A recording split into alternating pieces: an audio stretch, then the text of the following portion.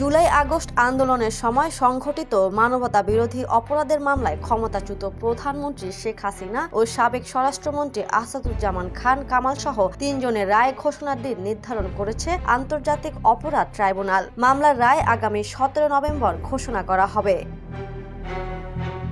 বৃহস্পতিবার বেলা ১২টা ৯ মিনিটে ট্রাইব্যুনাল ১-এর চেয়ারম্যান বিচারপতি মোহাম্মদ গোলাম মুর্তুজা মজুমদারের নেতৃত্বাধীন ৩ সদস্যের বিচারিক প্যানেলে এই দিন ধার্য করেন। প্যানেলের অন্য সদস্যরা হলেন বিচারপতি মোহাম্মদ শফিউল আলম মাহমুদ ও বিচারপতি মোহাম্মদ মুহিতুল হক এনাম চৌধুরী। ট্রাইব্যুনালে প্রসিকিউশনের পক্ষে ছিলেন chief prosecutor Mohammad Tajul Islam, prosecutor Mizanul Islam, Gazi M S. Tamim ও ফারুক আহমেদ সহ অন্যান্যরা।